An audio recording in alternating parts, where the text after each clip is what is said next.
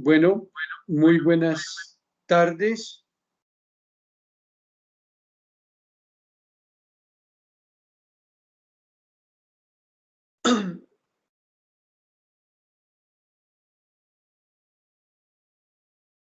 Bienvenidos a esta segunda webconferencia del curso Open Governance e Innovación en lo Público. Observan ustedes en pantalla la agenda que vamos a compartir el día de hoy. La idea es que revisemos, bueno, luego de la apertura, del inicio de esta segunda webconferencia del curso, la idea es que revisemos los avances del curso, reflexionemos al respecto de algunas observaciones del desarrollo de la fase 2. En cuarto lugar, vamos a dar un espacio para preguntas, dudas e inquietudes al respecto de los dos puntos anteriores, es decir, del avance del curso y de las observaciones de la fase 2. En quinto lugar, vamos a revisar las actividades de la fase 3. ¿Qué vamos a hacer? ¿Qué estamos haciendo ya en la fase 3? Estamos culminando, ya ustedes han avanzado de una manera significativa, digamos, en el desarrollo de las actividades. En sexto lugar, abrimos un espacio nuevamente para dudas, inquietudes y preguntas que ustedes tengan a bien realizar. Posteriormente, en el punto número 7, vamos a revisar de una manera general el marco teórico y conceptual de la segunda unidad del curso. Enseguida, de ese marco teórico y conceptual, vamos a desarrollar una sesión de preguntas, dudas, inquietudes y comentarios para que dialoguemos, discutamos al respecto de esa temática del marco teórico y conceptual de esa segunda unidad. En noveno lugar, vamos a hacer unas recomendaciones para el desarrollo de los trabajos de la fase 3. Han avanzado, les he realimentado los avances. No obstante, pues es importante que nosotros revisemos algunas recomendaciones que es válido tener en cuenta para pues, mejorar el desempeño. Y nuevamente daremos un espacio para preguntas, dudas y inquietudes. Así que bienvenidos a esta segunda webconferencia del curso y espero que tengan ustedes digamos que una orientación general de lo que es esta fase 3 y tengamos un panorama del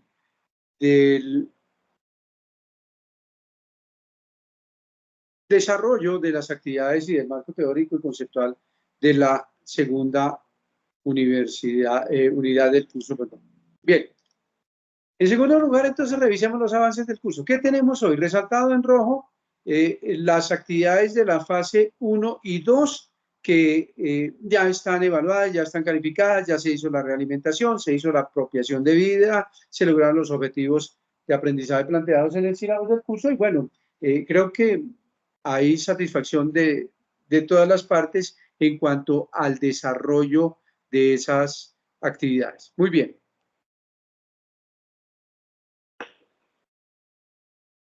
La actividad vigente, como sabemos, es la fase 3, que tiene que ver con el análisis de las experiencias que se han investigado, que se han consultado, que se han apropiado al respecto del gobierno abierto y los detalles que se piden en esta tercera fase.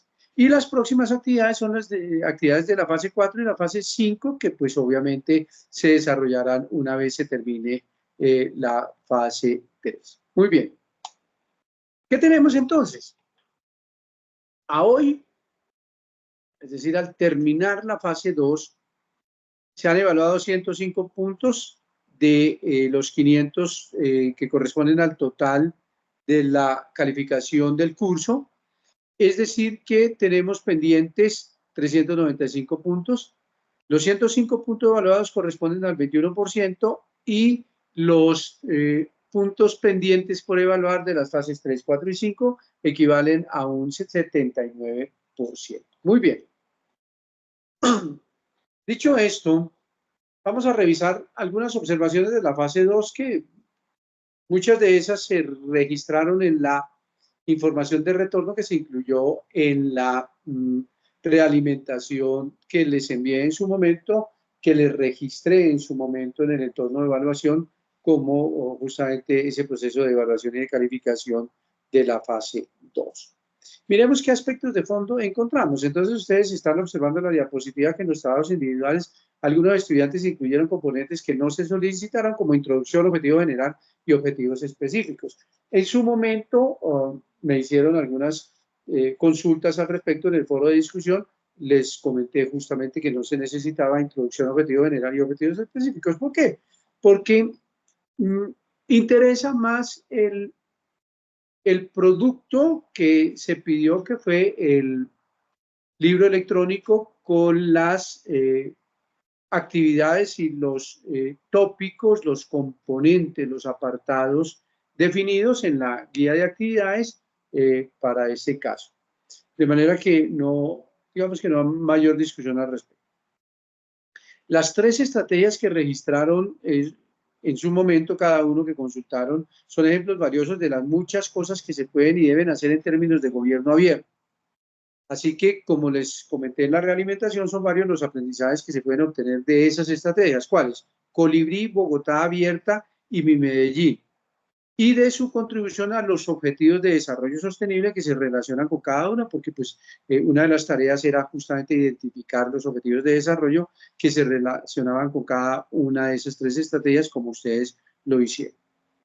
Sin embargo, faltó un poco más de profundidad en las conclusiones. Hubiese querido un poco más de crítica, de posición crítica, de posición reflexiva, de posición propositiva frente a lo que se puede hacer al respecto de esas estrategias, ¿no? Y de lo que se puede aprender de esas estrategias y de lo que se puede seguramente implementar en un eventual desempeño de ustedes como servidores públicos, porque muy seguramente si no lo hacen, lo van a hacer en algún momento.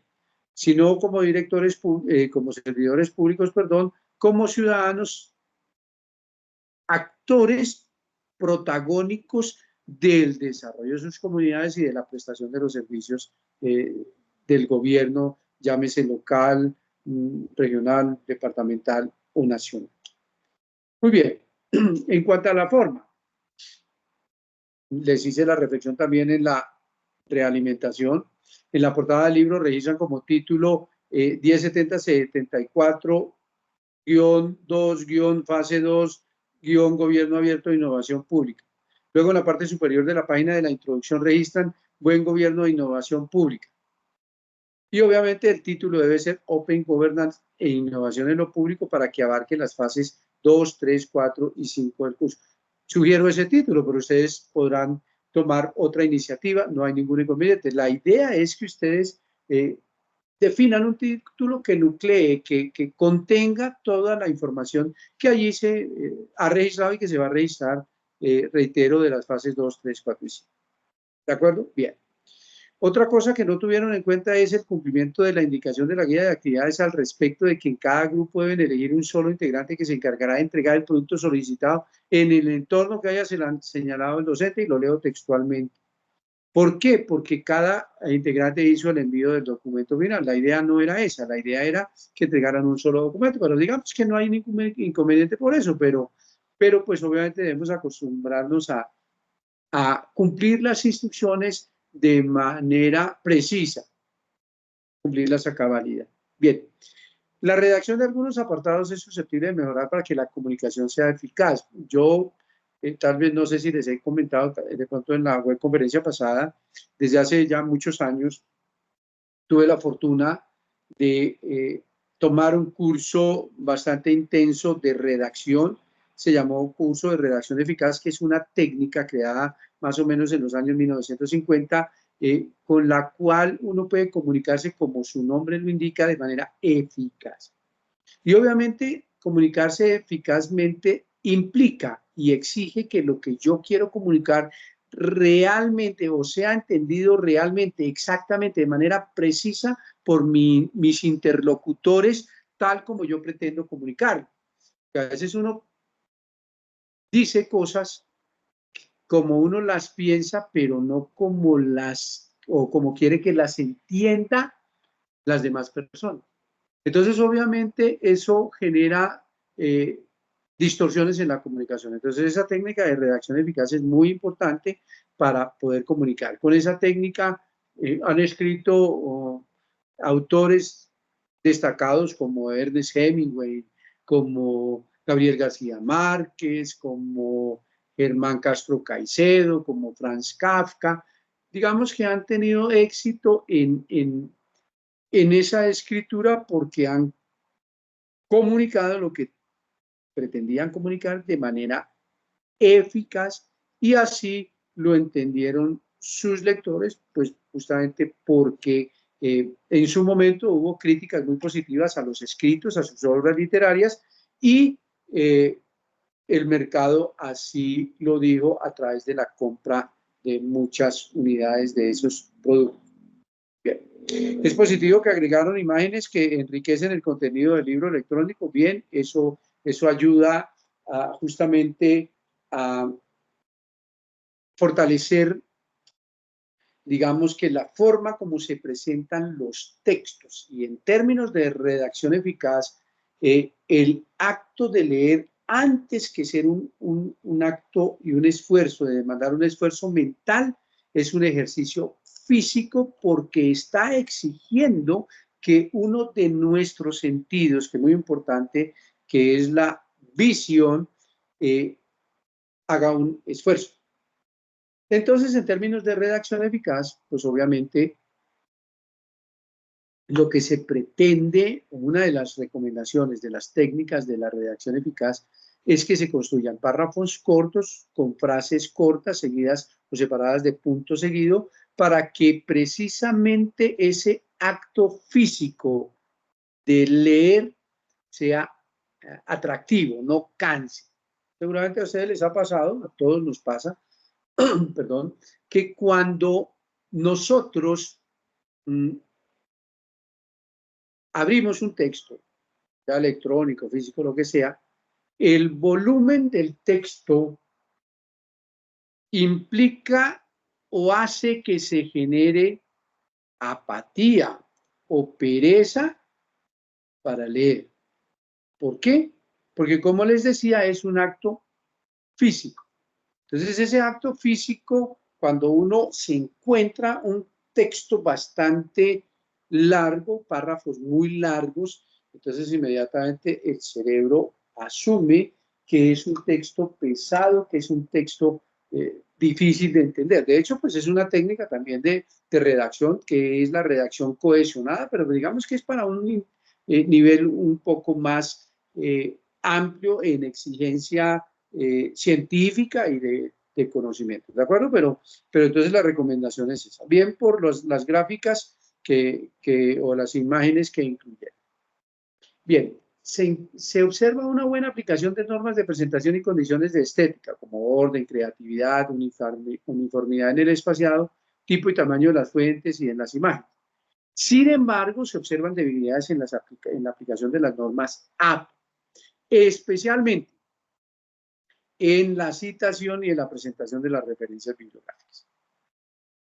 Digamos que no fui riguroso en el tema porque pues es un proceso de formación, pero la idea sí es que apliquemos esas normas APA a cabalidad. Si nos acostumbramos a aplicar las normas APA de manera efectiva, de manera eficaz, de manera eficiente, pues muy seguramente en nuestro acto de escritura, en nuestro acto de comunicar, no solo en un ambiente académico como este, sino en el ambiente del ejercicio laboral y del ejercicio profesional, pues muy seguramente eso nos puede garantizar mucho más éxito en lo que comunicamos y en las ejecuciones de las órdenes que nosotros impartamos o de las instrucciones que nosotros damos. ¿De acuerdo? Bien, este espacio es para preguntas, dudas, inquietudes, comentarios. Si no las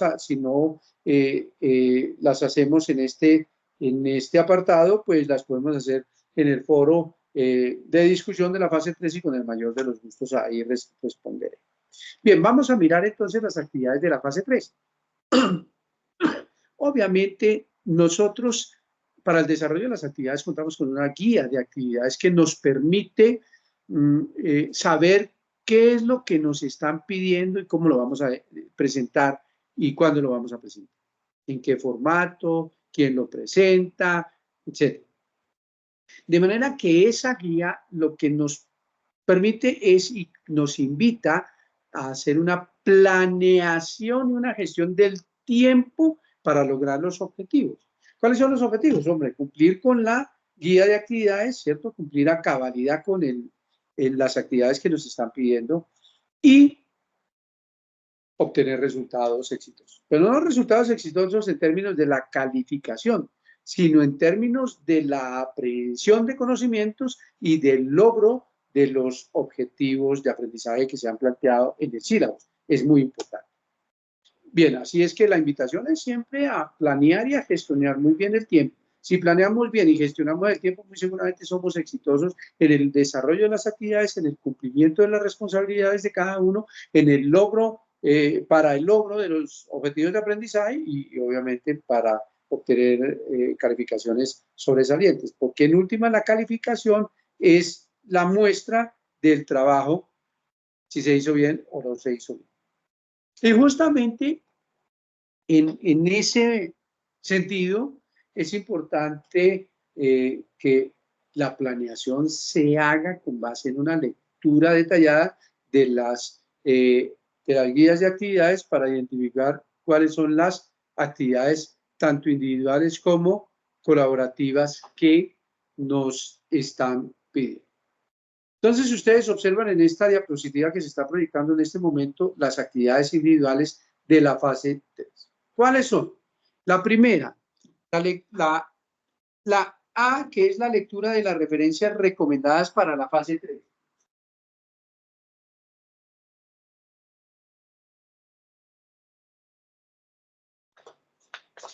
Lectura que obviamente debe ser o debe permitir o debe propiciar la aprehensión de todos los postulados teóricos que están en esas referencias bibliográficas de la segunda unidad del curso. Entonces, si no han terminado de leer todo el material, la invitación es a que lo lean. Son lecturas agradables. Ahora tengo ahí un compendio, el compendio de la presentación de las generalidades de los recursos. Creo que son 6 recursos que tenemos ahí disponibles en la segunda unidad del curso. Bien.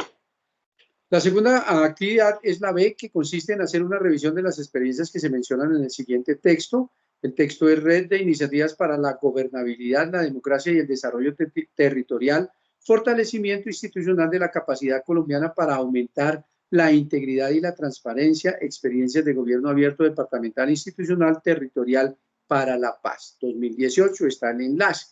Sé que ya lo hicieron, han avanzado, pero hay algunos estudiantes que no han avanzado, ¿no?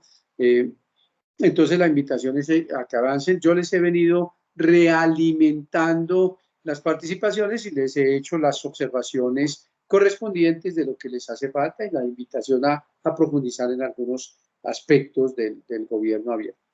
Justamente es la siguiente actividad, la C, que es seleccionar una de las experiencias y mencionarlo en el foro para evitar la duplicidad. Ya lo han hecho, de manera que también ya han hecho la siguiente, que es la D,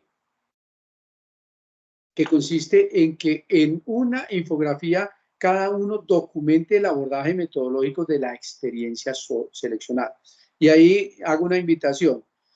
Han descrito varios aspectos muy importantes de la experiencia que cada uno ha seleccionado y que ha estudiado, pero es importante que enfaticen en el abordaje metodológico de la experiencia. ¿Por qué? Porque si bien hay unas lecciones aprendidas y hay unos resultados y la misma descripción de la experiencia son fabulosos, digamos, lo importante, o es muy importante, digamos, es más, no más importante, pero sí muy importante que conozcamos esos detalles de la metodología, no solo en la implementación, sino en el diseño de esa experiencia, en el diseño de esa intervención, obviamente en la misma implementación de la intervención de esa experiencia y en los resultados, ¿no? Los resultados no solo en términos de los logros, de la solución de la necesidad, o más bien de la solución del problema o de la satisfacción de la necesidad o también del aprovechamiento de la oportunidad que originó que se implementara determinadas medidas que componen esa experiencia. Entonces uno diría, oiga, sí hay importancia en esa metodología porque aprendemos el cómo, ¿cierto? Conocemos el cómo se implementó esa experiencia y muy seguramente ahí apropiamos conocimientos valiosos al respecto de tan importante experiencia que se conoce. Bien, muy bien. La siguiente actividad individual es responder las siguientes preguntas de manera argumental. Y en eso he hecho énfasis, ustedes se han dado cuenta en las realimentaciones que les he reformulado las preguntas, los he invitado a responder las preguntas. ¿Cuáles son las preguntas? ¿Qué opinión le merece el abordaje metodológico para la implementación de la experiencia seleccionada?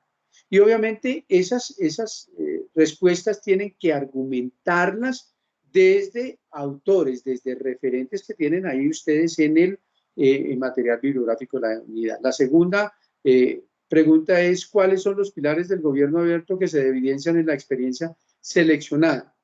La tercera, mencione cuál es el tipo de inteligencia social, digital u organizacional identificada en la experiencia y si hubo o no mejoras de políticas públicas en el mismo o en la misma experiencia.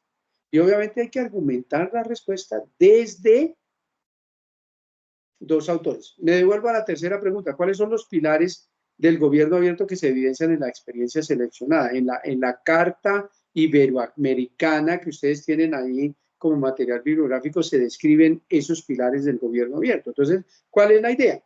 La idea es que ustedes identifiquen primero los pilares en esa carta iberoamericana y segundo, de la experiencia, entonces revisen qué pilares identifican ahí. ¿De acuerdo? Bien. La cuarta pregunta es, ¿logra identificar la innovación participativa en la experiencia seleccionada? ¿Hubo innovación participativa? Entonces hay que argumentar la respuesta desde los dos autores. ¿Qué es la innovación participativa, ¿no? Desde el punto de vista del gobierno abierto. Y la última pregunta es, ¿cuáles considera que son las implicaciones positivas y negativas que se dieron después de la implementación de la estrategia y las acciones de mejora para que no fracase la misma? Bien interesante esa pregunta, ¿no?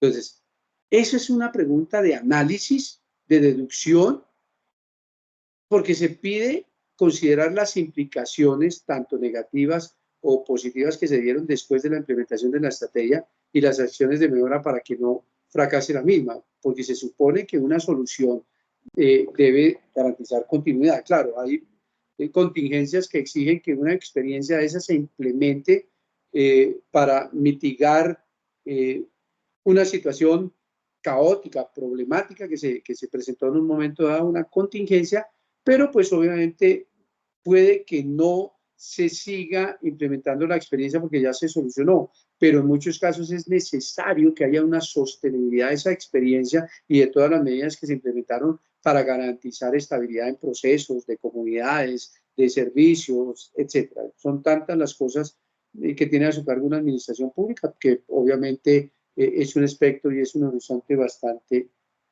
amplio. Bien. La siguiente actividad es la F, que pide hacer una réplica de manera respetuosa a los aportes de dos compañeros para generar nuevo conocimiento.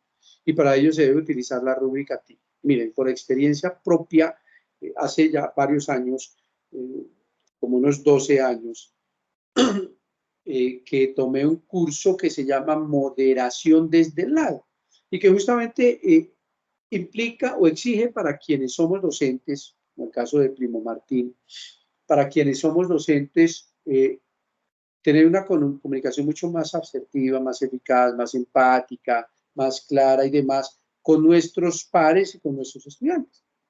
Porque obviamente el ejercicio de la docencia implica mayor exigencia en términos comunicacionales, pero definitivamente el ejercicio profesional y el ejercicio de una maestría en administración de organizaciones implica que nosotros como líderes, como administradores, como gerentes, como directivos, siempre estemos comunicando órdenes, informes, reportes, instrucciones, etcétera. Y entonces nosotros cuando lo hacemos a través de textos escritos y cuando esa comunicación es permanente a través de medios virtuales, Una rúbrica muy importante es la rúbrica TIGRE. Eso tiene un fundamento epistemológico, si se quiere, un fundamento teórico, un fundamento conceptual y un fundamento metodológico, precisamente para que las comunicaciones a través de medios virtuales que exigen una moderación de discusiones en línea, pues facilita la comunicación, la interacción y la generación de conocimiento, la apropiación de conocimiento. Entonces, ustedes en los foros, por eso se insiste en que se aplique la rúbrica TIGRE, cuyas iniciales representan una acción.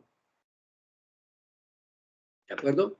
Entonces, la rúbrica TIGRE lo que exige es que el título haga referencia a un título diciente, llamativo, que refleje el contenido del mensaje provocativo. Entonces, el título debe relacionarse con el contenido del mensaje, pero no destaca su intención. Entonces, cada vez que ustedes hagan una intervención, para el caso de los foros en este curso, deben colocar un asunto. Digamos que no está bien hecho que ustedes solamente respondan sobre un mensaje anterior y no cambien el asunto. La idea es que ustedes en el asunto registren un título. En la diapositiva observan que no registré la I y lo hice a propósito para que ustedes me preguntaran ¿y qué es la I dentro de la rúbrica TIGRE? Entonces la rúbrica TIGRE sugiere primero el título, segundo la I, que es la hilación de los textos y el interés. Entonces, la hilación tiene que ver con la articulación de las discusiones. Yo tengo que responder, hay una semilla de discusión que es el primer, digamos que el primer planteamiento a partir del cual se va a generar la discusión. Y no se trata solo de limitarse a responder la semilla, sino a generar otros hilos de discusión. Y esa hilación es con I sin H, precisamente porque representa una articulación, una trabazón de todas las intervenciones para llegar a unas conclusiones o a unos consensos frente a la temática al respecto de la cual se está debatiendo. ¿De acuerdo? Bien. Entonces, esa hilación y tiene que generar ese interés. Y la G hace referencia a que los aportes deben generar más discusión.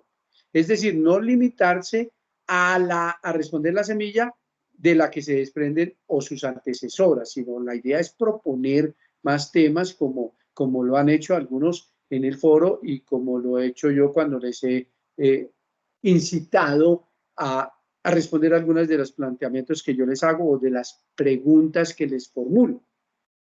La R, pues, digamos que trae a colación la importancia de la redacción y una buena presentación, ¿no? Obviamente tenemos que reescribir claramente, con buena ortografía, con buen uso de los signos de puntuación y con amenidad, que sea concisa, precisa, clara, que eso, pues, obviamente, reitero, facilita la comunicación. Y la E pone de presente la necesidad de enriquecer la discusión, es decir, de agregar valor a la misma, es decir, plantear otros aspectos que se derivan del tema principal de esa semilla o de los hilos que hemos ido abordando en el desarrollo de la discusión. Piense que tiene sentido la rúbrica TIGRE, pero pues ojalá me gustaría que ustedes me digan, oiga, sí tiene sentido, por X o Y, o no tiene sentido. Bien. Es importante tener en cuenta la nota que está incluida en la guía de actividades que indica que desde la fase anterior ya se creó y se configuró el libro electrónico para que todos los estudiantes, todos los integrantes del grupo puedan editar. Entonces, cada uno debe alimentar el espacio con el desarrollo individual bajo la etiqueta fase 3, análisis de experiencia. Y, obviamente, nuevamente, la invitación es a que agreguen imágenes de uso libre para enriquecer el contenido, hacerlo mucho más didáctico, si se quiere, atractivo, agradable. Y la última actividad individual es que todos los participantes deben aportar para la construcción de la introducción de las conclusiones y de las referencias bibliográficas que se deben actualizar en cada fase. Recuerden que las referencias bibliográficas se deben ordenar alfabéticamente, ¿de acuerdo? Entonces, cuando ya todos hayan terminado la edición del libro, quien sea el líder en esta fase 3 debe copiar el enlace que compartirá en el documento que se debe entregar a través del entorno de evaluación como trabajo colaborativo. Bien. Si hay preguntas al respecto, pues obviamente los invito a que las formulen en el foro de discusión. Muy bien. Miramos entonces el marco teórico de esta segunda unidad del curso denominada la innovación pública colaborativa para el gobierno abierto. Y le resalto en otro color la innovación pública colaborativa. Porque hay dos términos, innovación, dos términos, hay tres, pero hay dos términos interesantes, ¿no? Relevantes, innovación y colaborativa. Fíjense que nosotros estamos trabajando de manera colaborativa en este curso, en las actividades del curso, y también de manera individual, y estamos articulando nuestro trabajo individual con un trabajo colaborativo para que se produzca una sinergia, es decir, que el resultado del trabajo de todos sea superior a la suma de los trabajos individuales. Y así nosotros generamos mayor apropiación de conocimiento y nuestro saber, digamos, que nos permite obtener la maximización de resultados de aprendizaje, o por lo menos de los resultados de aprendizaje que se formulan para cada una de las fases en el sílabus del curso. ¿De acuerdo? Entonces, esos dos términos bien interesantes y ya miraremos algunos conceptos importantes al respecto. Bien. Están ustedes viendo lo que refería hace un momento de la Carta Iberoamericana de Gobierno Abierto, en la que se definen algunos pilares de ese gobierno abierto que ustedes estudiaron en la fase anterior, pero que también deben estudiar en esta fase, porque digamos que esta Carta Iberoamericana de Gobierno Abierto es como la carta de navegación para el ejercicio de la administración pública. ¿De acuerdo? Miremos entonces qué dice esa Carta Iberoamericana de Gobierno Abierto. ¿Cuál es el concepto de gobierno abierto de acuerdo con esa Carta Iberoamericana? Que es el conjunto de mecanismos y estrategias que contribuyen a la gobernanza pública. Primer concepto interesante que debemos tener presente, obviamente debemos apropiarlo y tenerlo presente. Y al buen gobierno, otro concepto, ustedes observan en esa diapositiva que resalto los textos, bueno, las palabras clave en diferentes colores precisamente para que nosotros hagamos esa apropiación. Si no tenemos apropiados esos términos, la invitación es a que los consultemos. Entonces, reitero, es el conjunto de mecanismos y estrategias que contribuye a la gobernanza pública y al buen gobierno basado en los pilares de la transparencia, otro concepto, participación ciudadana, otro concepto, rendición de cuentas, otro concepto, colaboración e innovación, otros dos conceptos, centrando e incluyendo a la ciudadanía en el proceso de toma de decisiones. Y es muy importante esa inclusión, porque finalmente la administración pública es de todos y para todos.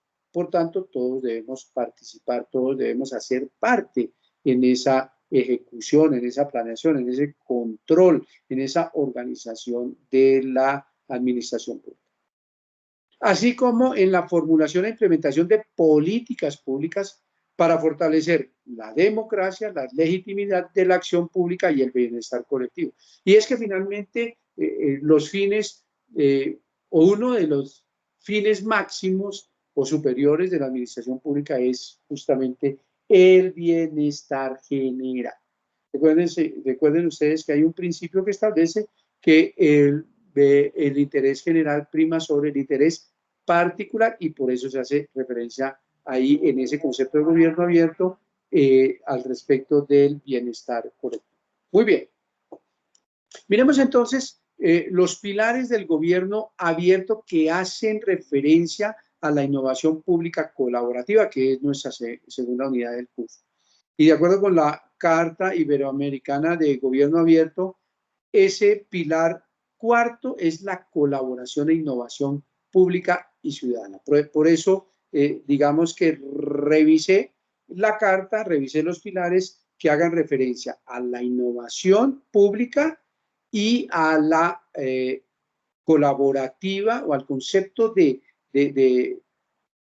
innovación pública colaborativa, precisamente para enfatizar los aspectos, digamos que en mi concepto, muy relevantes de esta segunda unidad del curso. Miremos qué dice ese pilar cuarto, que la colaboración e innovación pública y ciudadana es la generación de nuevos espacios de encuentro, diálogo y trabajo, muy importante, que favorezcan la co-creación de iniciativas y coproducción de nuevos servicios públicos.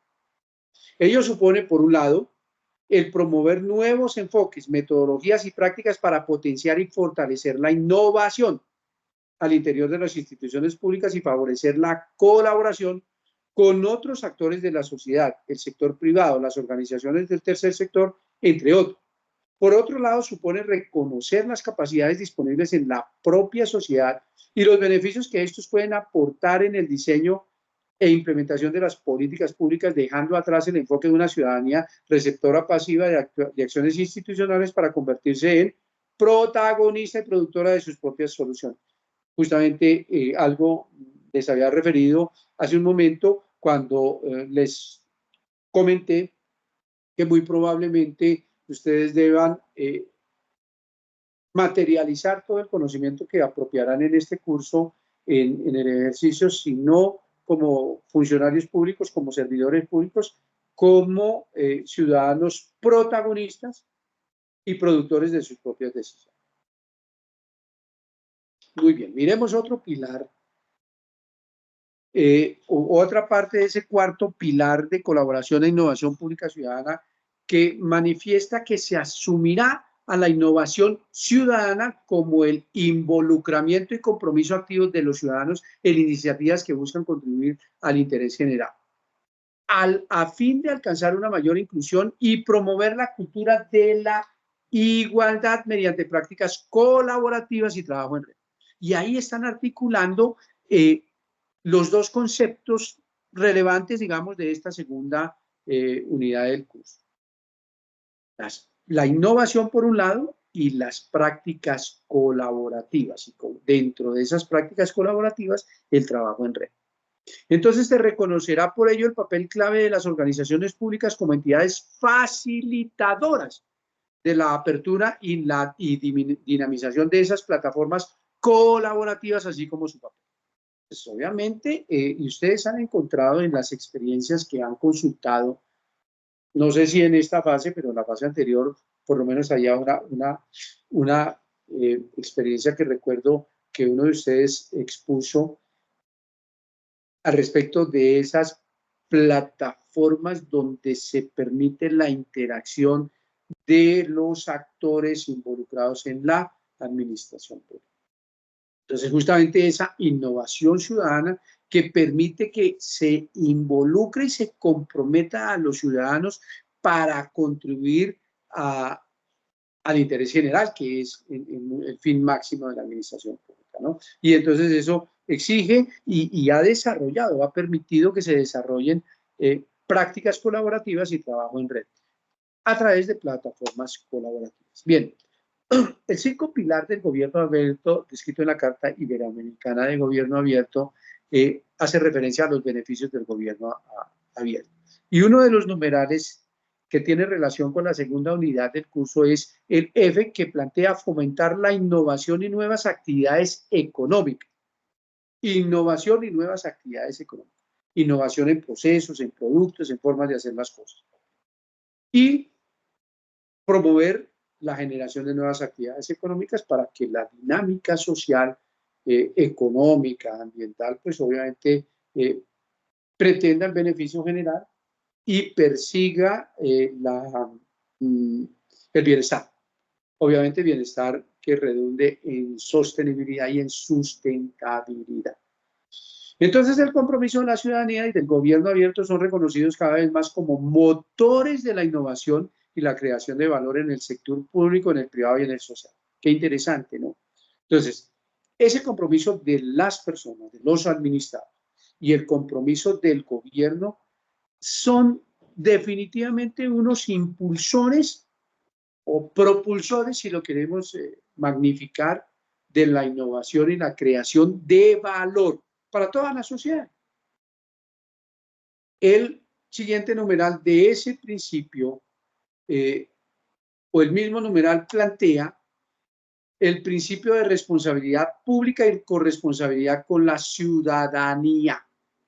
Es una responsabilidad pública del gobierno, de los administradores, y una corresponsabilidad con la ciudadanía, porque la ciudadanía en una democracia elige a sus gobernantes y le da como ese poder popular para que tome decisiones, pero también tiene que controlar, ejercer un control de esa gestión. Y plantea entonces que los gobiernos y las administraciones públicas tienen que responder por su gestión, estar abiertos al escrutinio público, la rendición de las cuentas, ¿no? Ser receptivos a la crítica y permeables a las propuestas de mejora continua y de cambio e innovación provenientes de la ciudadanía. Fíjense que son dos actores importantes que están interactuando permanentemente. Asimismo, se promoverá la creación de espacios de trabajo conjunto, es decir, trabajo colaborativo, trabajo en red, con los actores de la sociedad para generar valor público, que mejor. Obviamente, en ese fin máximo que es el interés general. Hay unos criterios orientadores y principios de la Carta Iberoamericana de Gobierno Abierto. Y en el numeral I de esos criterios orientadores y principios de la Carta establece el principio de innovación pública, que supone promover e impulsar nuevas tecnologías, procesos, procedimientos y herramientas que permitan aprovechar ideas y crear valor público, especialmente mediante el uso de las tecnologías de la información y comunicación y la constante adaptación de su funcionamiento y estructura a las nuevas necesidades. Obviamente la dinámica social exige cambios, ¿verdad? Y la misma humanidad en su crecimiento, en su evolución, va migrando a nuevas prácticas, a nuevas necesidades, a nuevos problemas, y entonces se requieren nuevas soluciones. Por tanto, se requieren nuevas metodologías, nuevos procesos y nuevos procedimientos. Naturalmente, nuevas metodologías, nuevas herramientas para crear valor público. Entonces, hay que estar en constante innovación y la administración debe promover e impulsar esa innovación en términos de metodologías, procesos, procedimientos y herramientas, ¿no? Bien, el sexto criterio orientador y principio de la Carta establece los mecanismos de participación y colaboración para la innovación ciudadana. Es decir, que los gobiernos deberán promover normas, reglamentaciones y o mecanismos institucionales para facilitar y potenciar espacios de participación ciudadana. Esto en concordancia con lo establecido en la Carta Iberoamericana respectiva, de las que les he estado hablando, y en especial, bueno, los gobiernos pues adaptan la Carta Iberoamericana a su propia realidad, a su propio contexto social, económico, político, etc. En especial promover aquellos relacionados con las posibilidades de aprovechar la innovación ciudadana y la colaboración activa de los actores en el marco de los llamados procesos de co-creación, creamos entre todos, corresponsabilidad y gobernanza colaborativa de los asuntos públicos. Bien importante, ¿no? Entonces debe haber por parte de la administración mecanismos de participación y colaboración para que haya innovación ciudadana. Y entonces los gobiernos deberán a su vez ampliar el uso de mecanismos innovadores, tanto tecnológicos como colaborativos. Esas plataformas de trabajo en red y trabajo colaborativo, tales como laboratorios ciudadanos o de innovación pública, así como promover y llevar a cabo maratones de datos abiertos, las famosas hackatones, para el desarrollo de aplicaciones o servicios web. En esas hackatones se desarrollan aplicaciones que en muchos casos sirven para, en términos de administración pública, mejorar la operatividad de las administraciones y la prestación de los servicios. Instancias colaborativas para la búsqueda de soluciones a problemas públicos específicos, campamentos de innovación ciudadana, wiki, gobierno y el uso de licencias libres que fomenten la reutilización de productos que deriven de los resultados independientemente de su soporte, online o offline. Entonces, ¿cuál es la idea? La idea es que el gobierno, los gobiernos, las administraciones públicas deben promover y facilitar esa participación o esos mecanismos de participación y colaboración para la innovación ciudadana. ¿De acuerdo? Bien, entonces, ¿qué tenemos? Varios recursos. Este que ustedes ya han consultado, el de las experiencias de gobierno abierto departamental. Hay un índice que están observando ustedes ahí, que lo encuentran dentro del recurso, y pues la idea es que ustedes encuentren ahí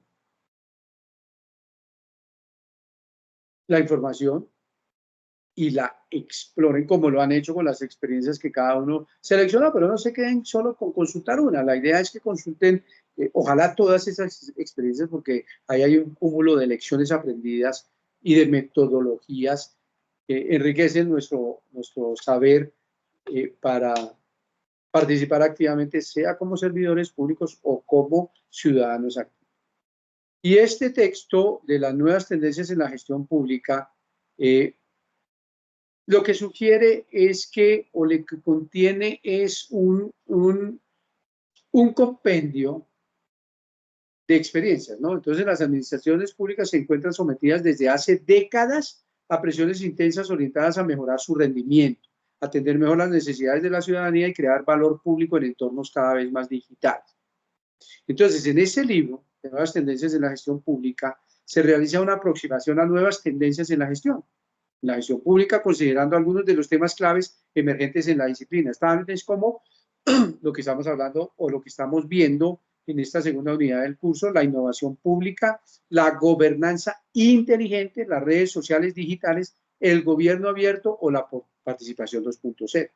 Y todo eso que se aborda en ese libro son los trabajos que fueron inicialmente presentados en 2 grupos de trabajo sobre innovaciones en la gestión pública dentro de 2 congresos de ciencia política y administración pública. Es decir, en un escenario o en 2 escenarios, más bien, en un escenario y en 2 versiones de esos congresos se pusieron sobre la mesa las experiencias, ¿no?, de innovaciones de la gestión pública dentro de diferentes gobiernos. Muy interesante. Entonces, este libro recoge o acoge capítulos procedentes del mundo académico con un enfoque de investigación mostrando algunos avances en la disciplina. Si bien también se da espacio a contribuciones rigurosas derivadas de la experiencia práctica en administraciones públicas. Es decir, están sumando la visión académica con la experiencia de algunas administraciones públicas que presentaron sus trabajos y esas experiencias de innovación en esas 2 versiones del Congreso. Por tanto, se desea poner a disposición de diferentes públicos, tanto académicos como profesionales de las administraciones públicas o ciudadanos interesados en los asuntos públicos, un texto de referencia con nuevas inquietudes y realidades en torno a la gestión pública contemporánea, dentro de un contexto de transformación del papel del sector público y con nuevas oportunidades derivadas de un entorno tecnológico que ofrece vías inexploradas para resolver problemas públicos de una manera colaborativa y con un papel cada vez más protagonista a la ciudadanía. Fíjense que es un libro que nos incita a conocer esas 2 visiones, académica y práctica o pragmática, acerca de esas innovaciones de la gestión pública contemporánea, ¿no? Sobre todo porque propone la solución de problemas de forma colaborativa y de una manera que involucra mucho más a los ciudadanos. Este otro recurso es un producto de la CEPAL, de la Comunidad Económica para Latinoamérica y el Caribe, que es desde el gobierno abierto al Estado abierto en América Latina y el Caribe, y plantea que uno de los principales desafíos de la Agenda 2030 para el desarrollo sostenible consiste en configurar un nuevo marco de gobernanza pública y una renovada arquitectura estatal que permitan promover sociedades pacíficas e inclusivas para el desarrollo sostenible, facilitar el acceso a la justicia para todos y construir a todos los niveles institucionales eficaces, responsables e inclusivas que rindan cuentas. Y tiene que ver básicamente con el objetivo número 16 de desarrollo sostenible. Entonces, marco de gobernanza pública, la arquitectura, esa estructura organizacional de las administraciones públicas para promover soluciones pacíficas, inclusivas, que permitan el desarrollo sostenible, el acceso a la justicia para todos y que haya instituciones públicas eficaces, inclusivas y responsables que rindan cuenta. En este contexto, entonces, el paradigma del gobierno abierto constituye un medio de referencia y un eje fundamental para cumplir los objetivos de la Agenda 2030. Así es que esa obra es pionera en contribuir al debate emergente sobre el tránsito hacia un Estado abierto por medio de múltiples miradas provenientes de la propia CEPAL y de representantes de organismos multilaterales, autoridades y responsables de gobierno, expertos de reconocida trayectoria, académicos y representantes de organizaciones de la sociedad civil de la región, así como de plataformas de innovación y activismo civil. Entonces, más allá de un gobierno abierto, se plantea un Estado abierto. El gobierno es el que ejecuta unas acciones en nombre de la representación que muy seguramente democráticamente le dio el poder popular a unos mandatarios. El gobierno ejecuta unas acciones, plantea unas políticas públicas, las ejecuta, desarrolla proyectos, etcétera, obviamente para solucionar los problemas o satisfacer las necesidades o aprovechar las oportunidades para el beneficio general, en pro del interés general. Pero el Estado, que somos todos, que es muy superior al gobierno, debe ser un Estado abierto.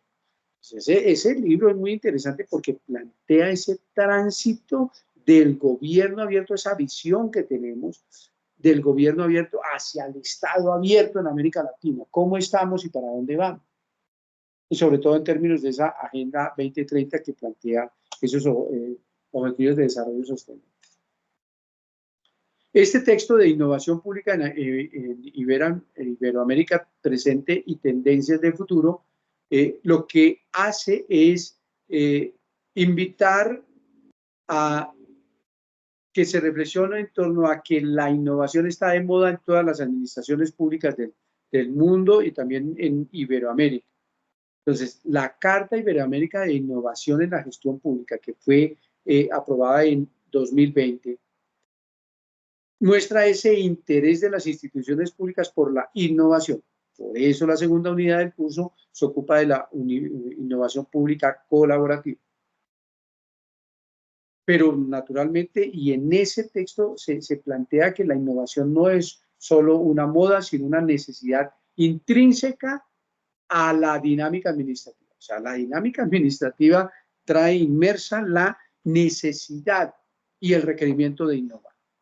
Entonces es una lectura muy importante y muy interesante, sobre todo que es de coyuntura porque desde siempre las administraciones públicas se han visto obligadas a adaptarse a los cambios tecnológicos, económicos, políticos y sociales de sus entornos y han tenido que adaptar sus modelos organizativos, sus carteras, sus portafolios de servicios y de políticas públicas a estas vigorosas transformaciones.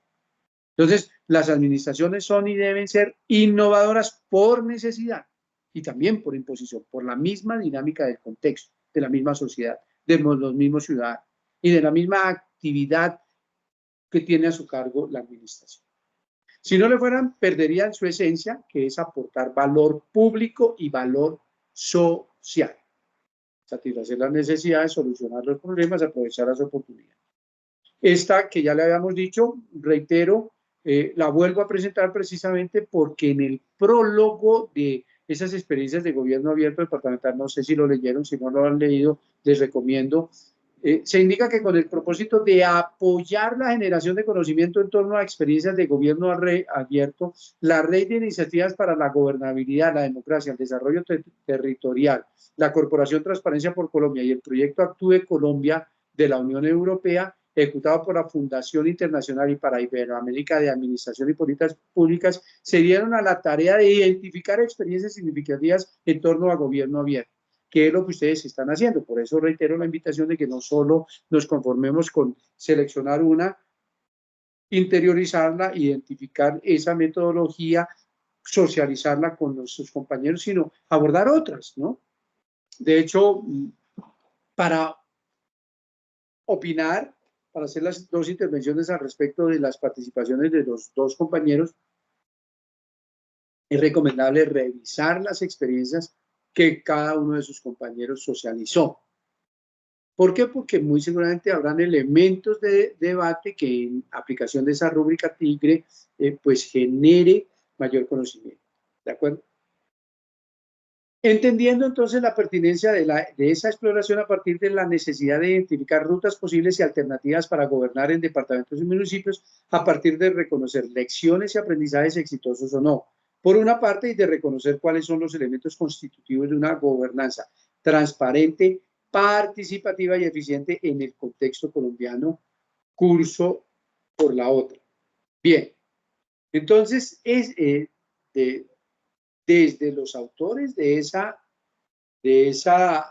ese producto de experiencias de gobierno no abierto departamental, perdón, se espera que los aprendizajes extraídos permitan contribuir a la creación de nuevas apuestas por fortalecer el gobierno local, no solo por parte de las autoridades y equipos departamentales y municipales, sino por parte de las entidades públicas líderes de políticas de descentralización y modernización del Estado, tales como el Departamento Administrativo de la Función Pública, el Departamento Nacional de Planeación, el Ministerio del Interior y la Secretaría de la Transparencia.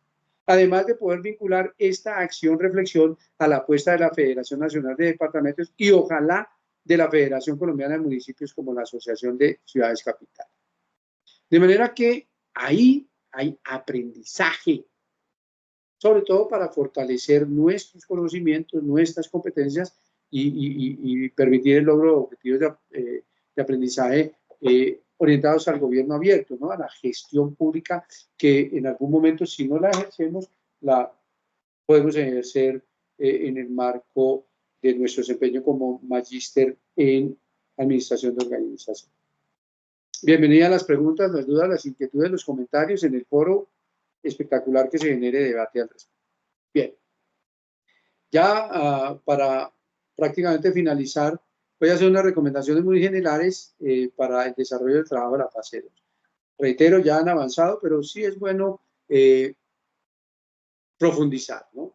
Entonces, al respecto de la participación individual, digamos que las participaciones son ilimitadas, deben centrarse en aspectos de fondo y en asuntos que aporten a la elaboración del trabajo colaborativo, a las actividades que se están exigiendo, evitar la participación fuera del término establecido, que, bueno, sé que no lo han hecho, pero para que tengan en cuenta, ¿no? Esa resolución 6808 del 19 de agosto de 2014 reglamenta los trabajos colaborativos y establece que quien participe por primera vez dentro de los 2 o 3 últimos días del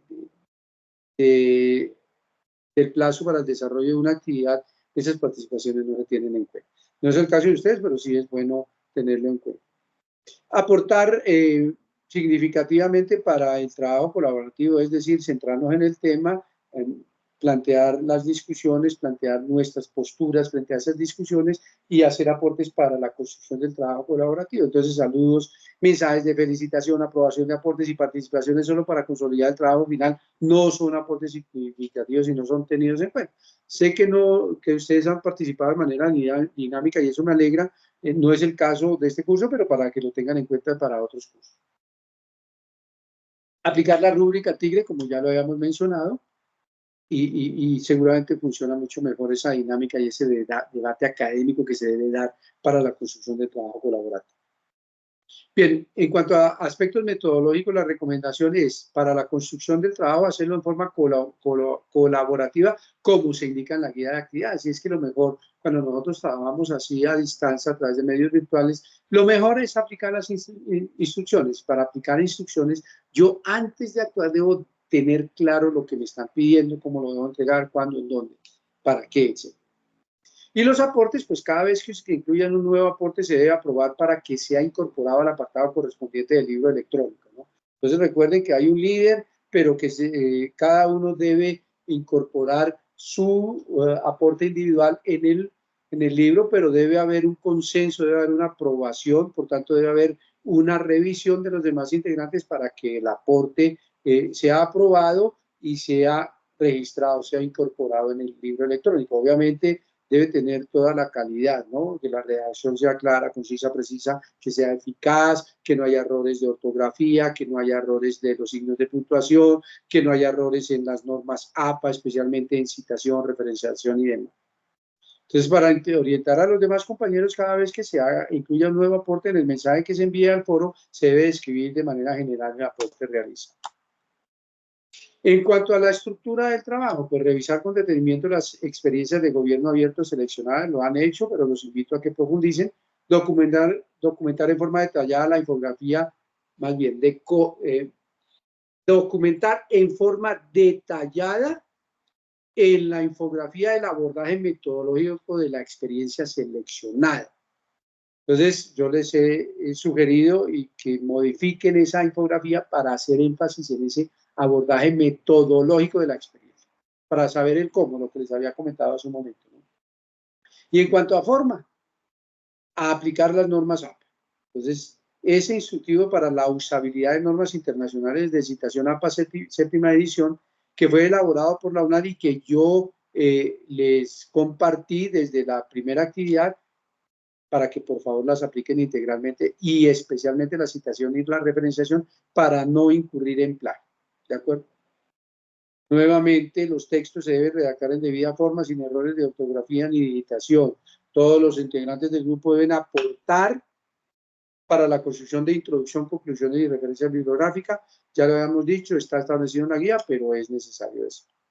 Muy bien, compañeros, entonces espero que si hay preguntas, nuevamente reitero, las planteen en el foro de discusión, que con el mayor de los gustos ahí entre todos las responderemos y será muy placentero seguir interactuando en términos de este gobierno abierto y de esa innovación pública participativa que es la segunda unidad del curso.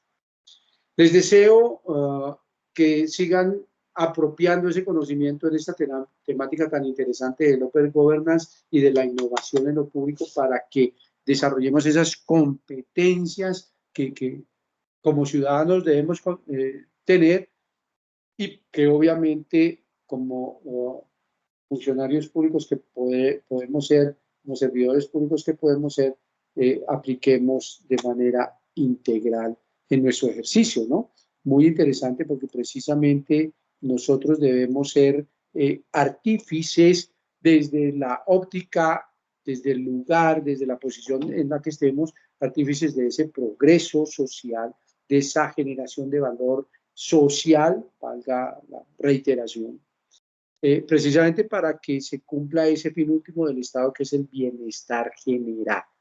¿De acuerdo? Entonces, me parece que estamos bien, me parece que hemos avanzado, pero la invitación es a profundizar mucho más en esos aspectos.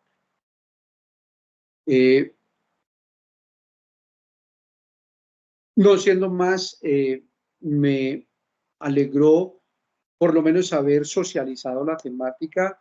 Me entristece un poco que no hayan participado. Entonces, la idea es que disfruten la grabación de esta temática y reitero, bienvenidas las preguntas, las dudas y las inquietudes. Un abrazo, un saludo cordial, todo mi respeto, mi cariño, mi solidaridad, pero toda mi invitación para que sigan profundizando en esta segunda unidad del curso al respecto de la innovación pública participativa. Un abrazo muy grande para todos.